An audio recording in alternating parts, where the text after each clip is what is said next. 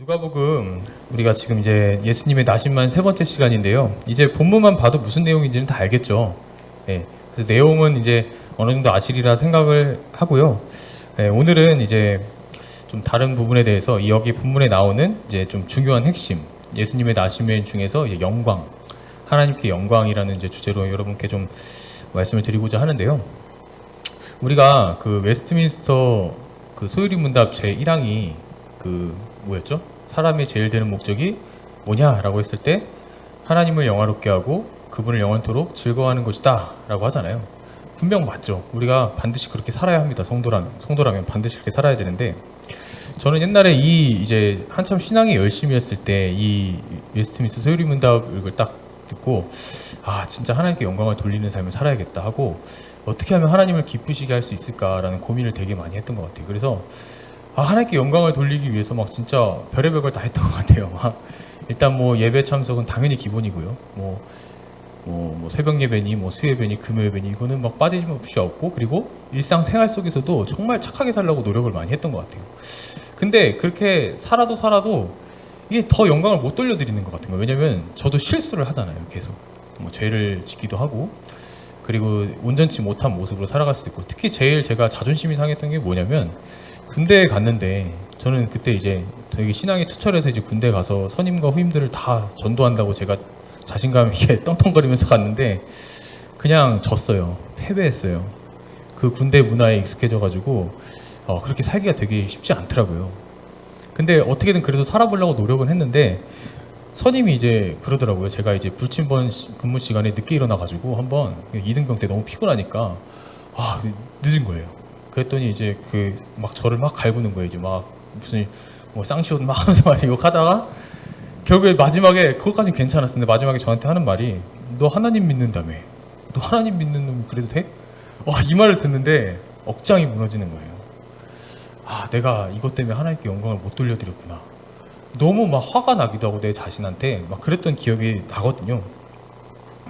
그러니까 나의 부족함이 자꾸 드러나면 드러날수록 하나님의 영광이 가려지는 것 같은 거죠. 계속해서. 아마 여러분들도 성도라면은 다 누구든 한 번쯤은 고민해 봤을 거예요. 생각해보고 겪어봤을 거라고 저는 생각이 들거든요. 그러니까 하나님 영광 되는 삶을 살기는 살아야 되는데, 내 육신은 연약해서 그러진 못하고 하나님 영광만 너무 가려지는 것 같은데 어떻게 하면 하나님께 영광을 돌릴 수 있을까, 그런 고민들 해보지 않으셨습니까? 예. 우리가 그게 가능하긴 할까? 진짜 하나님께 영광 돌릴 수 있을까? 내가 막 나의 존재를 보면은 너무나도 안 될 것 같은데. 예, 그래서 오늘 본문에 20절에도 보면은 목자들이 그 소식을 전하잖아요. 그 마리아와 이제 그 구에 있는 아기를 보고 소식을 전하는데, 결국 마지막에 하나님께 영광을 돌리고 찬송하며 돌아갔다라고 했단 말이죠. 그러니까 이 목자들은 하나님께 진짜 영광을 돌리고 간 거죠. 예. 그럼 이들은 도대체 어떻게 영광을 하나님께 돌리는 걸까? 그런 거죠. 예. 그러면 일단은 우리가 하나님께 영광을 돌린다라는 말이 도대체 무슨 말인가를 먼저 살펴봐야 된다라는 거예요. 상식적으로 우리가 영광이라고 하면은 남이 하지 못한 일에 대해서 뭔가를 해냈을 때, 그죠? 업적을 달성했을 때, 해냈을 때 그 사람이 빛나는 거죠. 그 업적이나 그걸 행한 사람이 빛나는 거란 말이에요. 그러니까 요새 뭐 사람들 사이에 보면은 명예라고 하죠. 우리는 보통 영광이라는 말은 잘 안 쓰죠. 세상에서. 그죠? 영광 하면은 뭐 굴비밖에 생각이 안 나잖아요. 근데 우리는 명예를 많이 쓰죠. 명예롭다. 뭐 하면은 명예로운 사.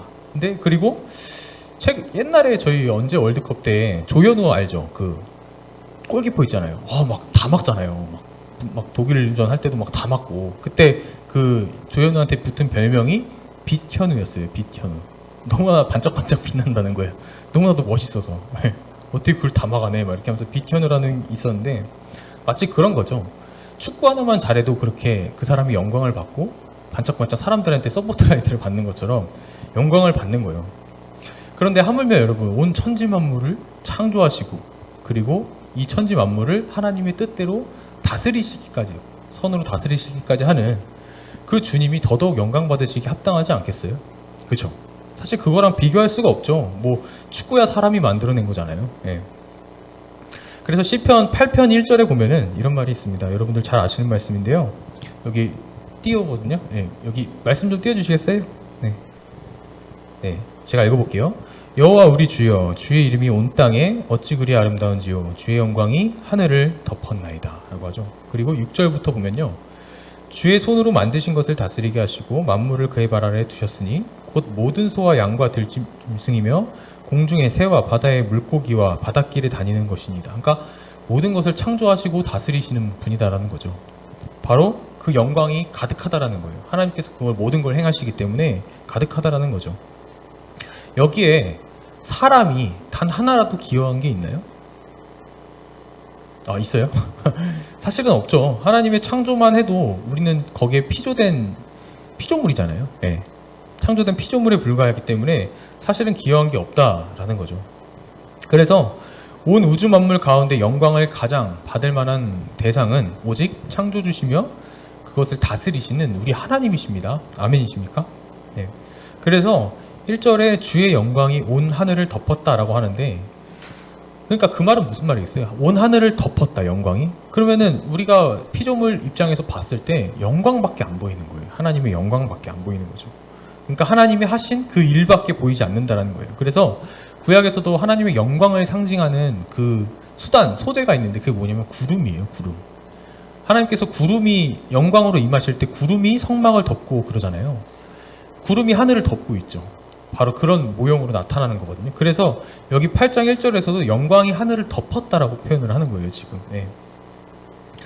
그러니까 선하신 하나님께서 자신의 뜻과 그 섭리대로 행하시는 모든 일을 통틀어서 하나님의 영광이라고 하는 거죠.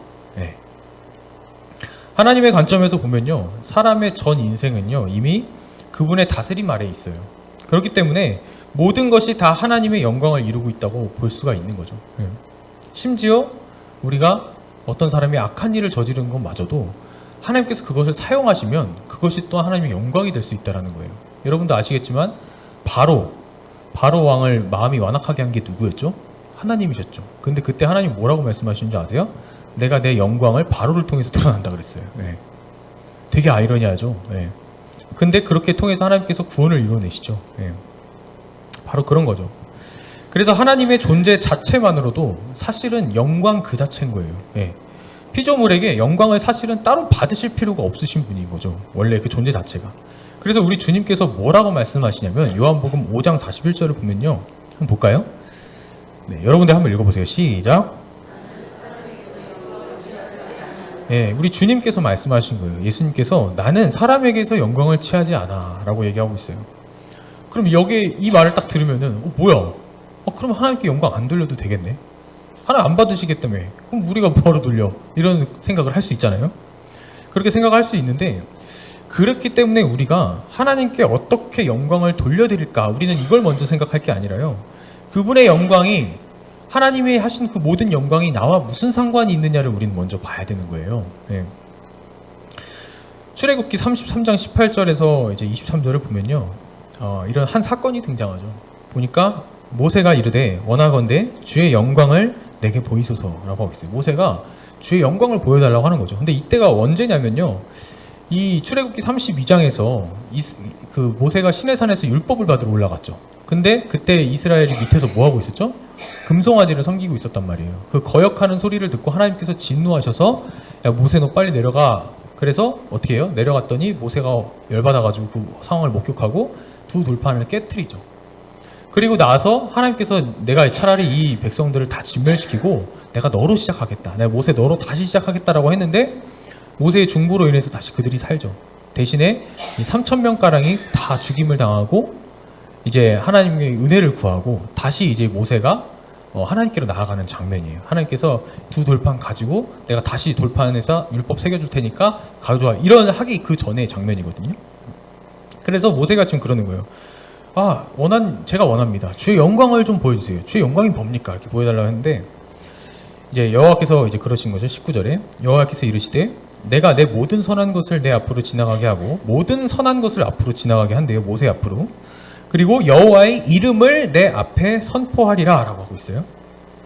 나는 은혜 베풀 자에게 은혜를 베풀고, 긍휼히 여길 자에게 긍휼을 베푸느니라. 라고 얘기를 하고 있어요. 은혜와 긍휼이죠. 그리고 나서 22절에서 23절부터 이런 얘기를 합니다. 내 영광이 지나갈 때, 그죠? 내 영광이 지나간다 그러죠. 아까 전에 주님 뭐라 그랬어요? 내 모든 선한 것이 네 앞으로 지나가게 한다라고 했는데 그 선한 것이 뭐라 그래요? 내 영광이 지나갈 때라고 하죠. 네.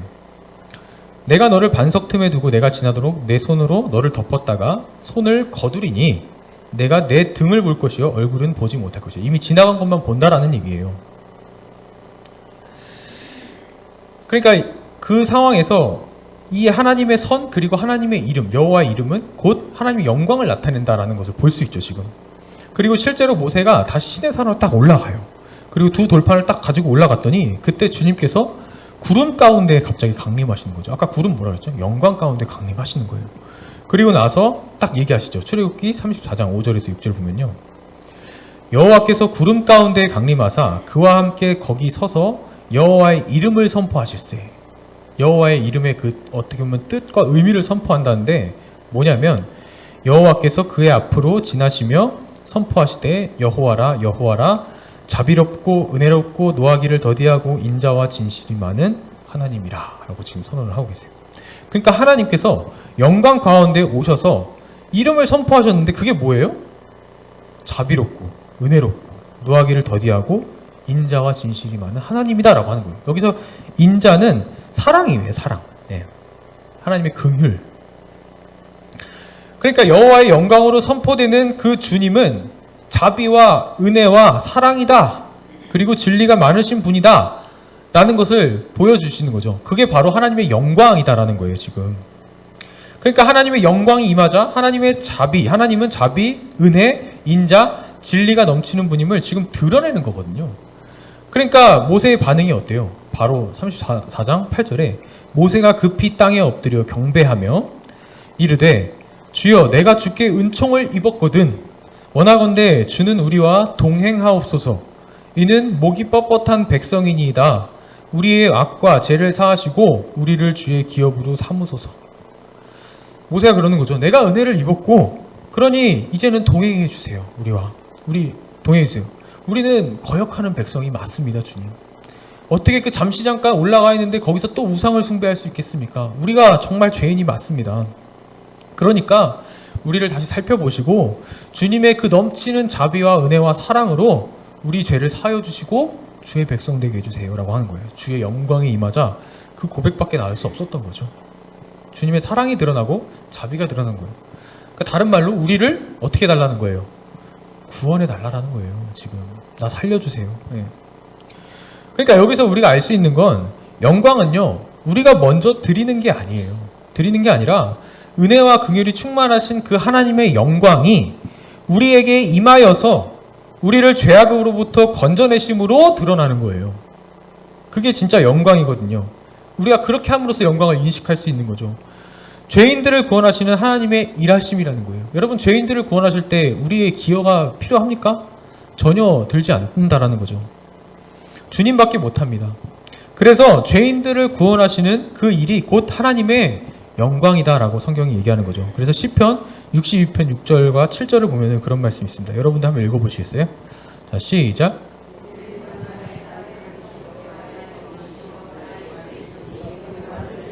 (7절)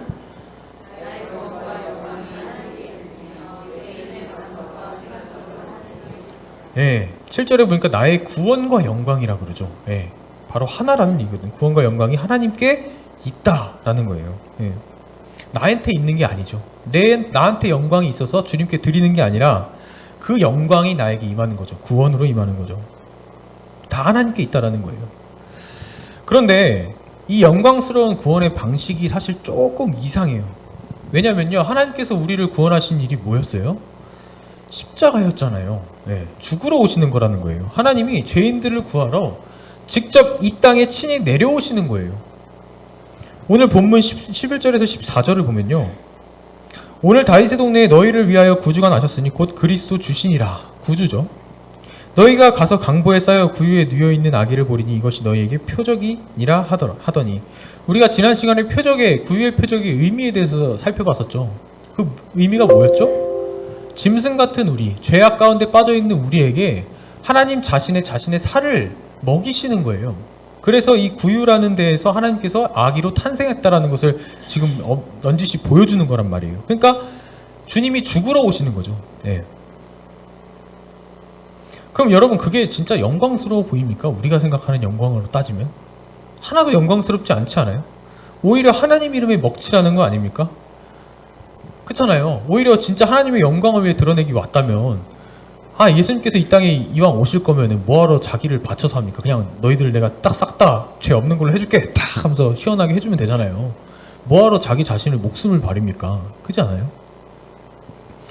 자 하면서 막 먹을 거 막 왕창 막 주면서 막 햄버거가 하늘에서 막 떨어지게 하고 막 너희들 평생 굶지 않게 해줄게 막 하면서 막 야 다 유토피아로 내가 만들어줄게 한번 하나님 그러실 수 있는 분이잖아요.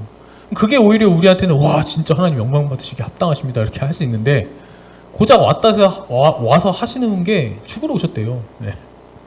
이게 무슨 영광이 돼요? 네. 그가 왜 죽는다는 거죠. 그러니까 인간의 사고방식으로는요 그게 이해가 안 되는 겁니다. 뭐 하나님이 뭐 그 정도밖에 안 돼? 다른 신들은 막 전쟁도 뭐 이기하고 뭐도 하고 뭐 다 해준다더니 뭐 우리 주님은 뭐 왜 그래?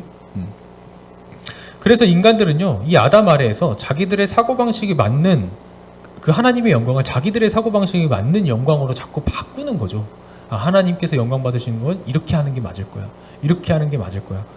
그래서 이거를 예레미야 선지자가 얘기를 하죠. 2장 11절 한번 보시면요. 예레미야 2장 11절 여러분들이 한번 읽어보세요. 시작.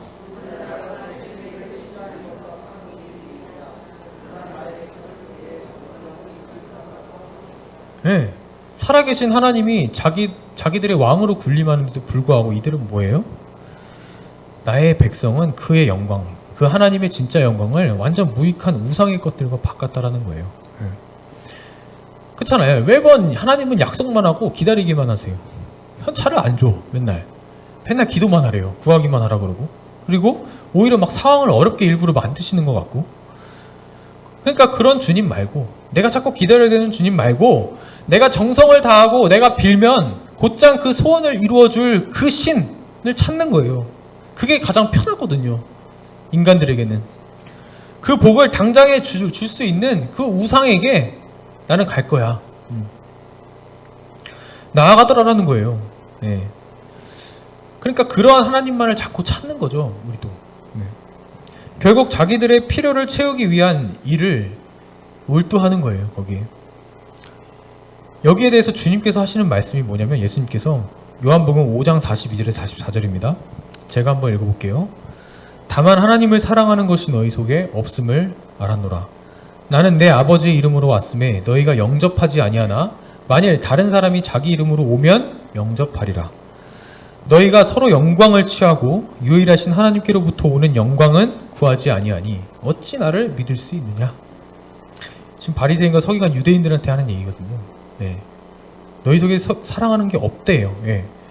심지어 지금 비꼬시면서까지도 얘기해요. 43절에 나는 내 아버지의 이름으로 왔는데 너희가 믿는 그 하나님의 이름으로 왔는데 나를 지금 영접하지 않는다라는 거죠. 네. 만일 다른 사람이 자기 이름으로 오면 영접할걸? 나 말고 만약에 너희들에게 기쁨 주고 너에게 막 당장에 복 갖다 주는 사람 있으면 너 그 사람들 영접할 거잖아. 지금 이런 말이거든요. 네. 그러면서 그 결론을 뭐라고 하냐면 너희가 서로 영광을 취하네. 너희가 어떤 행위, 열심 그리고 너희가 얻어낸 업적들 같은 걸로 자꾸 서로 영광을 자꾸 취한다라는 거예요. 그걸로 자꾸 하나님께 뭔가를 드리려고 하는 거죠. 유일하신 하나님께로부터 오는 영광. 그건 구하지 않으니까 어떻게 나를 믿을 수 있겠냐. 내가 죽으러 온 나를 너희가 믿으려고 하니까 그게 너희 사고방식에선 도저히 이해가 안 되니까 어떻게 나를 믿을 수 있겠어. 지금 이렇게 얘기하시는 거거든요. 하나님이 자기 목숨을 버리는 그 영광이라는 건 도저히 이해할 수가 없는 겁니다. 그냥 그의 신은 약하다는 거예요. 나한테 쓸모가 없다라는 거죠. 우리도 마찬가지예요. 우리 삶에 예수 그리스도의 복음이 우리의 전 인생을 바꾸고 우리의 삶을 완전히 송두리째 뒤집어 엎을 만큼 굉장한 능력인데도 불구하고요. 복음 그냥 옛날에 한번 듣고 이제 구원 받았으니까 땡이지. 그 복음이 우리 일상생활에서 무슨 소용이 있어. 하나님께 이제는 구하고 열심히 복받고 살아야지.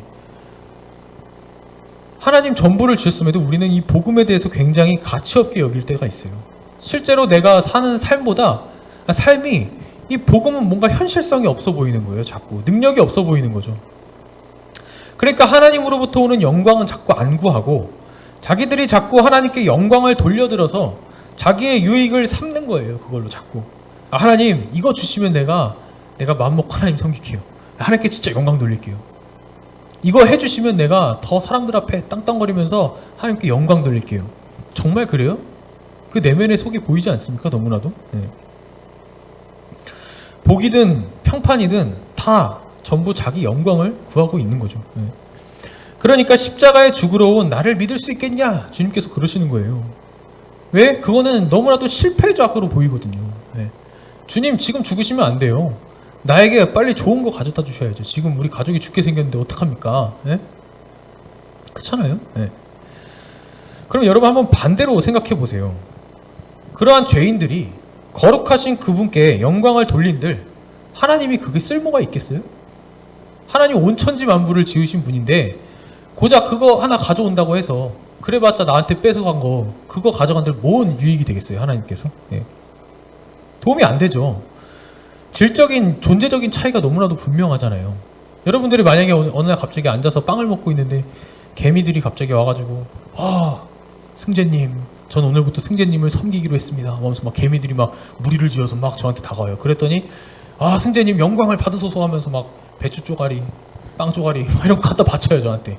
제게 그 무슨 쓸모가 있습니까 그게. 예. 그냥 너 밟으면 끝이에요 그냥. 예. 그 정도라고요. 예. 하나님과 우리의 차이는요. 그러니까 우리가 이 개미처럼 이런 수준에 머물러 있는 거예요 자꾸. 하나님께 아무 쓸모가 되지 않는 것들을 마치 이렇게 하면 하나님이 기뻐하실 거라고 생각하는 거죠. 네. 밟아도 사실 할 말 없는 우리 그런 존재들 아닙니까? 그러니까 하나님께서 뭐라 그래요? 방금 주님께서 그들의 영광을 난 취하지 않아. 사람의 영광을 취하지 않는다라고 말씀을 하시는 거예요. 그럼에도 자비하신 주님은요. 이 죄악스럽고 연약한 우리를 너무나도 잘 아세요. 그렇기 때문에 그 하나님 사랑하는 마음이 없다는 것을 알면서도 사랑하는 그의 백성이 그냥 멸망하는 것을 두고 보실 수가 없었던 거죠. 요한복음 1장 14절 제가 읽겠습니다. 말씀이 육신이 되어 우리 가운데 거하심에 우리가 그의 영광을 보니 아버지의 독생자의 영광이요 은혜와 진리가 충만하더라. 말씀의 육신이 되어서 찾아오시는 거예요. 그럼에도 그거를 모르셨겠습니까? 이미 구약에서부터 다 아셨겠죠. 다 아시고 손해보러 오시는 거예요 지금. 근데 그걸 뭐라 그래요? 그의 영광을 본다라고 하죠 지금. 그게 아버지의 독생자의 영광이다라고 하는 거예요. 그분이 죄악에 허덕이는 나를 대신하여 죽어주시지 않고 짐승 같은 나에게 생명의 양식으로 주어지지 않으면 내가 도저히 살 수 없는 것을 아시는 거죠. 그래서 당신의 영광을 나타내시는 것이에요. 찾아오시는 거죠. 찾아오심으로써 나타내는 거죠 영광을. 우리가 이사야서 53장 3절 보면은 여러분들 잘 아시는 말씀 있잖아요. 그는 멸시를 받아 사람들에게 버림받았으며 간고를 많이 겪었으며 질고를 하는 자라 마치 사람들이 그에게서 얼굴을 가리는 것 같이 멸시를 당하였고 우리도 그를 귀히 여기지 아니하였도다. 네. 우리 이야기거든요. 주님 이야기고 주님이 오셨는데도 불구하고 멸시를 했다라는 거예요. 멸시를. 계산해보면은 멸시당할 만하죠. 네. 그가 찔림은 우리의 허물 때문이요. 5절 그가 상함은 우리의 죄악 때문이라.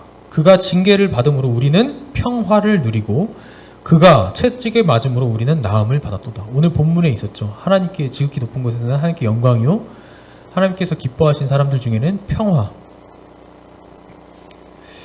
나음을 얻었다. 6절 우리는 다 양같아서 그릇 행하여 각기 제 길로 갔거늘 여호와께서 우리 모두 죄악을 그에게 담당시키셨다. 그러니까 우리는 그 예수님을 되게 값어치 없다라고 생각해요. 그리고 그렇게 생각했는데 어떻게 했다라는 거예요? 우리는 다 그냥 하나님 떠나 이렇게 했는데 어떻게 했다라는 거예요? 그분은 우리의 죄악을 친히 담당시켰다라고 하는 거죠. 그러니까 주님 입장에서는 그러는 거죠. 너희가 나를 계속해서 거역하기만 하는데 나는 나의 은혜와 사랑으로 너희를 덮어서 아까 출애굽기 얘기하는 것처럼 거역하는 너희의 죄값을 내 목숨으로 지불하여서 이제는 나와 함께 살게 할 거야 라고 주님이 선언하시는 거죠. 먼저 손을 뻗으시는 거예요. 그들이 먼저 연약한 모습을 드러냈음에도 불구하고 뭐가 아쉽습니까 하나님이. 근데 먼저 손을 내미시는 거죠. 그리고 나서 평화롭게 지내자라고 화해를 요청하시는 거예요. 주님이 이 십자가의 구원은 주님께서 오셔서 말씀하신 거죠. 요한복음 12장 23절 한번 보겠습니다. 여러분도 한번 읽어보세요. 자, 시작. 없어요? 네, 제가 읽어드릴게요. 예수께서 대답하여 이르시되 인자가 영광을 얻을 때가 왔다. 갑자기 예수님께서 내가 영광을 얻을 때가 왔다라고 해요.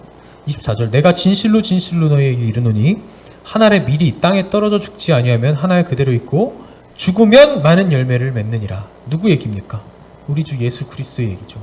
내가 땅에 떨어져 죽어야만 많은 열매를 맺을 수 있다. 너희들을 살릴 수 있다라는 거예요. 그래서 쭉 이어진 다음에 32절부터 이런 얘기를 하죠. 내가 땅에서 들리면 모든 사람을 내게로 이끌겠노라. 들린다라는 게 뭐죠? 십자가에 들린다라는 거예요. 십자가에 들리고 죽음과 부활로써 예수님께서 승천하시고 그 영광은 모든 영광을 다 받으시는 거죠. 그리고 이렇게 말씀하시면 자기가 어떠한 죽음으로 죽을 것을 보이심이로라. 어떠한 죽음? 십자가죠. 그러니까 예수님께서 십자가에 들리셔서 죽으심으로 죄인들을 살려내는 것, 그게 바로 영광이다라는 거예요. 그분의 영광. 그 영광을 보여주는 게 바로 부활과 승천으로 나타나는 거예요. 사람들이 보기에는 저거 실패했다.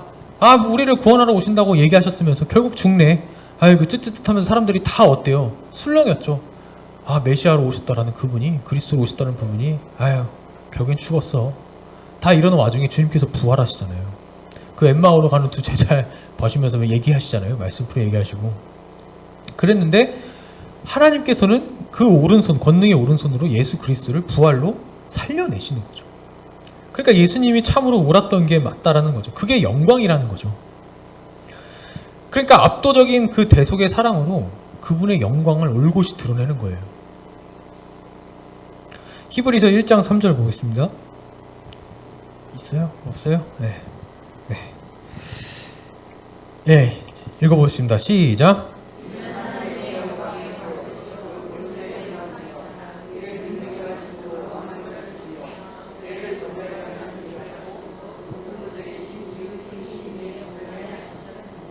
여기서 이는 여기 지금 예수님에 대해서 얘기하고 있는 거거든요.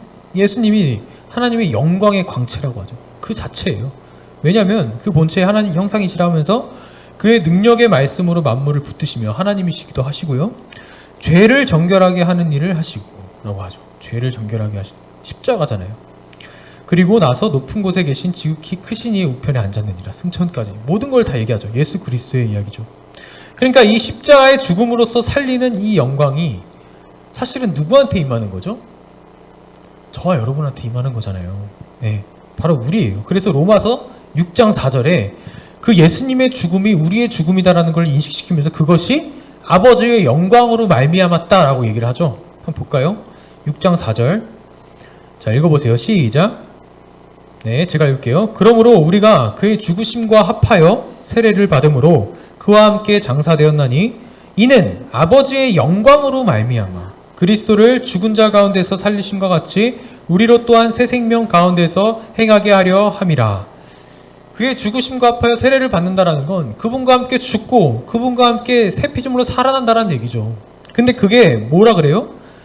아버지의 영광으로 말미암아 그리스도를 죽은 자 가운데 살리심과 같이 우리로 또한 어떻게 한다 그래요? 새 생명 가운데 행하게 한다라는 거예요. 그러니까 자기 목숨을 대속물로 주어서 영원한 그 지옥 구렁텅이에서 건져내시는 예수 그리스도의 그 십자가가 곧 하나님께 영광스러운 일이다 라고 선언하는 거예요. 여러분 어떻게 생각하세요? 이게 진짜 영광으로 여겨집니까? 그리고 우리에게는 이게 곧 평화가 되는 거예요. 하나님께서는 그 일을 이루시고 영광스럽게 행하시고 나서 이 위대한 일을 다 행하시고 나서 어떻게 해요? 우리는 평화를 얻는 거죠. 여러분 너무나도 아름다운 일 아닙니까? 정말 빛이 나기에 합당하죠. 어떻게 우리 같은 사람들, 나 같은 죄인을 그렇게 하십니까? 굳이 손해를 보시면서까지. 만입이 찬양을 해도 사실은 모자랄 일입니다. 누구도 할 수 있는 일 아니에요. 우리가 이거를 듣고 복음을 듣고도 그냥 그런가 보다 하는 게 어떻게 보면 뭐 정상적일 수도 있어요. 이거를 진짜 온몸으로 다 우리가 부딪혀서 알면요 그냥 심장 터져요. 말도 안 되는 얘기거든요 진짜. 그러니까 하나님의 영광은요 곧 예수 그리스도 자체이시며 곧 그분의 십자가에 있다라는 겁니다. 그러니까 하나님의 영광이 우리에게 찾아오는 거죠. 먼저 그 영광이 찾아난 거예요. 주님의 영광 나타나셨네. 나타나시는 거예요, 우리한테 먼저. 네. 영광 그 자체이신 주님이 죄악된 우리에게 당신의 목숨을 내어주러 오시는 일인 거죠. 그게 구유로 오신 주님이시잖아요. 왜 그렇게까지 오시죠? 아까도 얘기했지만 그분은 은혜와 자비와 사랑이 충만하신 분이기 때문이에요. 그걸 우리에게 성육신, 찾아오심으로 십자가로서 표현해 내시는 겁니다. 그러니까 여러분, 이 크신 사랑을 우리가 이미 받았는데 그분의 영광이 나의 영광과 상관이 없다라고 얘기할 수 있습니까? 우리는 이미 그 영광을 본 자들이란 말이에요. 도망가? 빌립인가 그러잖아요. 아, 하나님, 예수님께서 자꾸 간다 그러니까 어디 가세요? 아, 뭐였지? 예수님, 주님, 우리한테 아버지를 좀 보여주세요 이러잖아요. 주님 뭐라 그래요?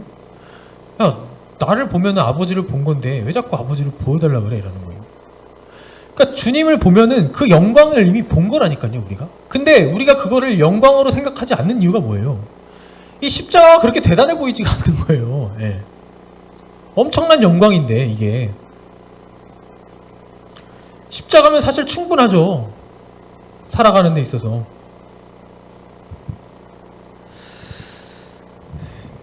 그래서 그리스도 안에 있는 우리는요, 이미 그분의 영광 안에 사는 자입니다.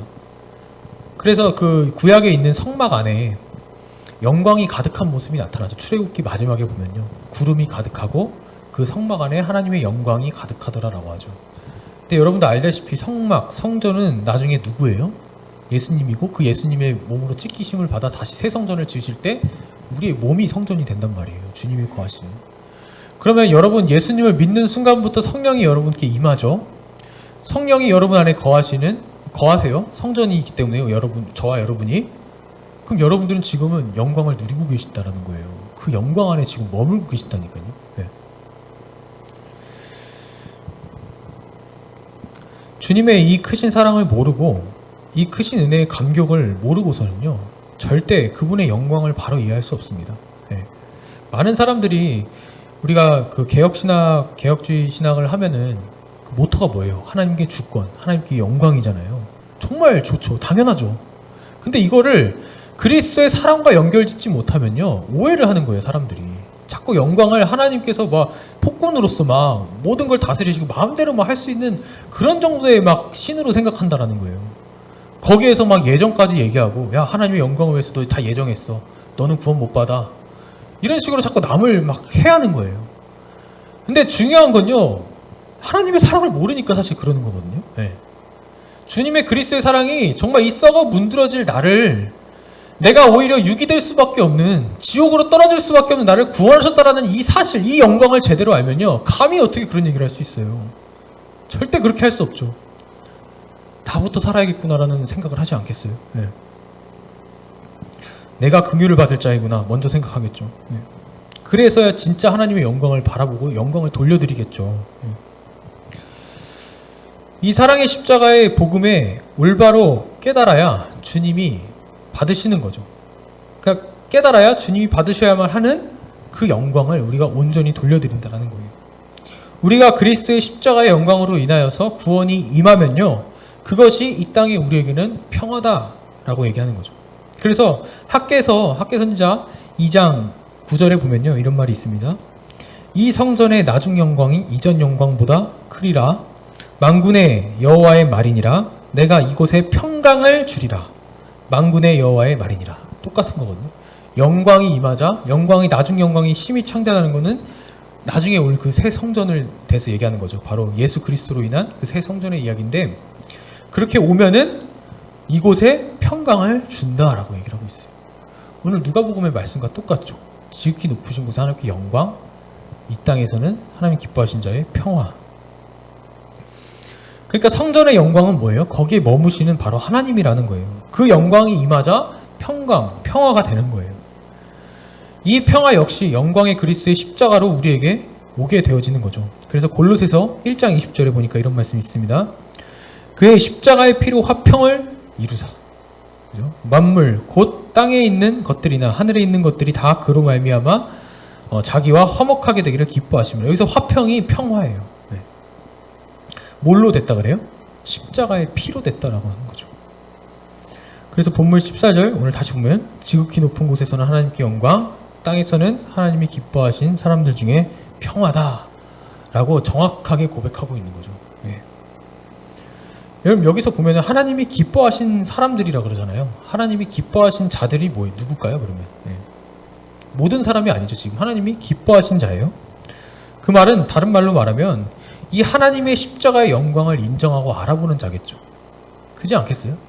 그러한 자를 하나님께서 기뻐하시지 않겠어요? 그 십자가를 우리에게 행하신 주님과 그 어마어마한 일을 붙들고 올바로 믿는 자라는 거죠. 하나님은 그러한 자를 계속해서 기뻐하십니다. 믿음이 없이는 하나님을 기쁘시게 못한다. 그 주님이 영광을 받으시기에 합당하신 분임을 아는 자, 아는 것. 아, 이거 다 주님이 하셨군요. 진짜 주님이 하셨네요, 이거. 이거를 인정하는 자. 자동적으로 그렇게 되면은 입술로 뭐가 튀어나오냐면 찬송이 튀어나오기 시작하는 거예요. 그래서 그러면 그게 평화가 되고 하나님과 마찰이 없는 관계가 되는 거예요. 예. 오늘 본문 20절을 다시 보면요. 뭐라 그러냐면 목자들은 자기에게 이르던 바와 같이 듣고 본 그 모든 것으로 인하여 하나님께 영광을 돌렸다라고 하죠. 그러니까 그 말이 맞죠. 구유의 표적을 그들이 그 당시에 있어서 정말 알아들었을지는 모르겠지만 이 본문에서 봤을 때는 알아본 것으로 우리가 간주할 수 있는 거예요. 그 구유의 표적을 진짜 목격한 거죠. 와, 진짜네. 그 예수님, 정말 우리에게 오실 그리스도는 바로 거기에 구유에 오셔서 사람들의 먹이가 되는 바로 그 주님이시구나 라는 것을 알고 이 일을 누가 할 수 있겠어 라고 하면서 그분께 영광을 돌리는 거예요. 이건 진짜 하나님만 하실 수 있는 거구나. 하나님께 영광을 돌려드리고 찬송하는 거예요. 네. 여러분 주님은요, 주님께서 우리에게 그 베푸신 이 은혜와 사랑의 일을요, 우리가 인정하기를 원하십니다. 네. 아, 주님 나도 할 수 있어요. 내가 해드릴게요가 아니라요. 아, 주님 나 못해요. 주님이 영광 나타내신 거 주님 인정합니다. 이거를 인정하기를 원하시는 거예요. 주님이 다 하셨음을 알아들이는 거죠. 우리가 그 마음을 알아주길 원하는 거예요. 주님은요. 내가 언제 너에게 그런 거 구했니? 배추 쪼가리? 빵 쪼가리 내가 언제 구했어? 그 마음을 알아 주님을 붙들라고 한 그 말씀을 믿기 원하시는 거죠. 그래서 주님이 주신 그 기쁨의 좋은 소식을 기쁨의 소식답게 그대로 대해주시길 바라는 거예요, 여러분. 하나님께서 전부를 100%를 내어주신 것처럼 우리도 그러면 어떻게 해야 돼요? 우리 자신을 100%로 내어드리는 게 인지상정 아닙니까? 인지상정이라고 하니까 좀 그런데 그게 믿음의 원리 아니에요? 70% 믿음이 있고 80% 믿음이 있습니까, 여러분? 하나님께서 주신 믿음은 100%밖에 없어요. 네. 하나님께서 우리에게 주신 거는 전부로 내어주신 게 믿음밖에 없는 거지, 믿음 다음에는 돈 다음에는 명예가 아니라고요. 네. 복음을 복음답게 대해야 되는 겁니다. 네. 주님을 주님답게 대하는 거죠. 그게 곧 주님께 영광을 돌리는 겁니다. 네. 그렇게 자신 전부를 내어주신 주님 안에서 날마다 감사와 감격 속에 사는 것이 다시 말해서 찬송의 삶인 거예요. 그게. 네. 주님은 우리를 그리로 이끌어내시려고 이 일들을 계속해서 하시는 거거든요. 그래서 제가 뭐 이렇게 찬양할 때 가끔 찬양 인도자들 뭐 영광의 박수 올려드립시다 뭐 이렇게 하잖아요. 그거 하는 이유는요, 이거 박수를 치면 하나님께서 영광 받으십니다가 아니에요. 하나님이 행하신 일들이 너무 놀라워서 찬양을 하게 되는 거고, 그렇기 때문에 영광을 돌릴 수밖에 없지 않겠습니까? 라고 동의하면서 같이 함께 영광 돌려드리자라고 얘기하는 거예요. 네. 우리가 무슨 찬양을 이렇게 해서 뭐 드럼 빵빵빵 치고 해서 하나님 영광 안 받으세요. 그거는 하나님의 영광이 나에게 임한 것을 내가 너무나도 잘 알기 때문에 그렇게 나오는 거죠. 네. 순서가 다르다는 거예요. 네. 찬양받기 합당하신 분입니다, 그분은. 그래서 이 일을 한 번에 추격한 본문이 에베소서 1장 3절에 나와요. 볼까요? 에베소 1장 3절에서 6절 여러분들이 한번 읽어보시겠어요? 자, 시작.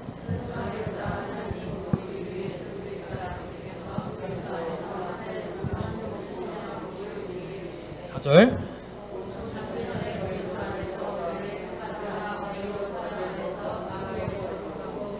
(5절)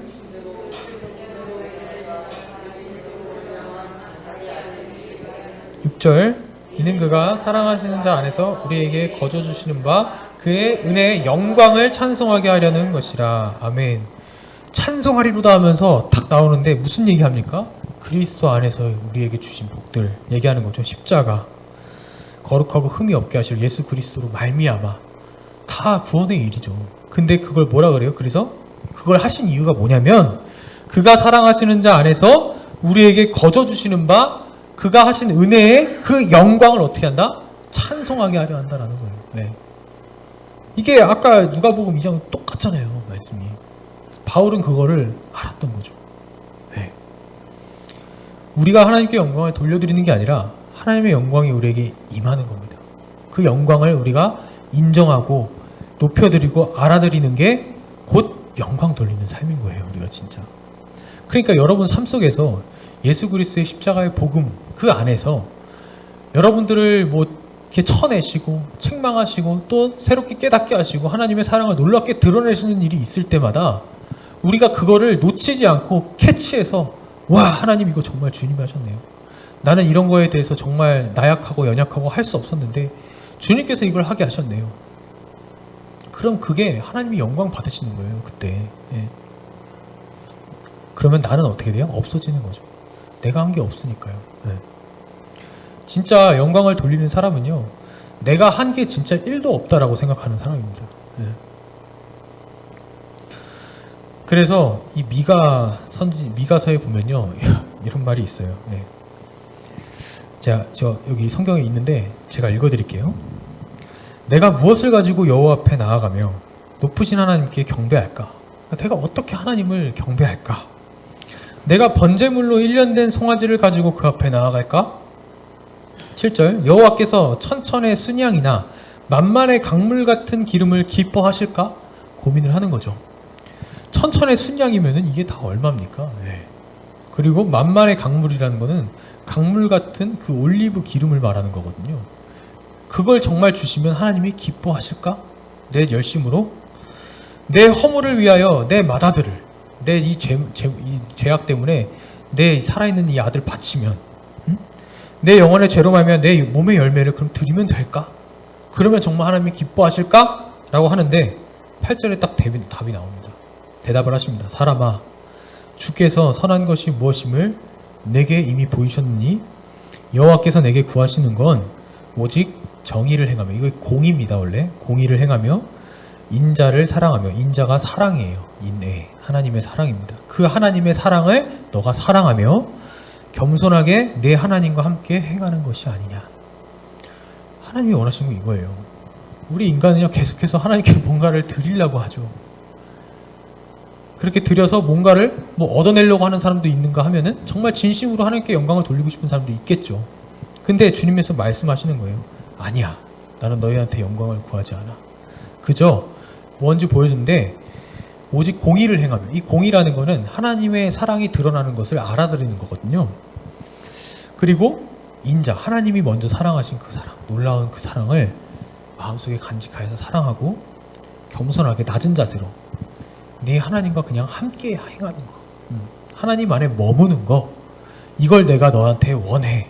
그러면 내가 그걸 기뻐한다는 얘기죠. 이거를 신약적인 의미로 믿음이라고 하는 거고요. 네. 여러분, 우리 삶 속에서 정말 뭐 우리의 신앙생활을 통해서 우리 삶 속에서 정말 하나님께 영광을 돌려드리고 내 신앙이 좀 더 나아지고 싶어하는 분들도 뭐 계실 수도 있어요. 그리고 상황과 환경에 따라서 너무 어려움에 빠지고 있는 사람들도 있지만, 사실은 그 모든 것들은 하나님의 영광을 위해서 하나님께서 여러분들 삶 속에서 개입한다는 사실을 잊지 마세요. 반드시 그걸 통해서 여러분에게 진짜 하나님의 구원이 얼마나 값어치 있고 예수 그리스도의 십자가 사건이 그게 얼마나 우리의 생명이 되는지를 가르쳐 주시려고 그러는 거거든요. 심지어 예수님께서 병자, 그 나사로 병 고치러 갈 때도 그랬잖아요. 거의 죽을 때가 다 됐는데도 예수님 뭐라 그래요? 이거는 죽을 병이 아니야 라고 하신다고. 죽을 병이 아니라 뭐라 그래요? 하나님의 영광을 위한 거다라고 하고. 왜? 그 주변 사람들과 거기 있는 그 나사로를 반드시 예수님께서는 구원해 내실 거거든요. 그랬기 때문에 그것을 당당하게 영광이라고 말씀하실 수 있었던 거죠. 여러분, 그 소망을 놓치지 마시고 날마다 그 하나님께 영광을 바라보면서 사십시오. 그래서 진짜 여러분 하나님께 영광 돌리는 삶을 살기를 간절히 소망합니다. 우리 시간 기도하겠습니다. 주님 감사합니다.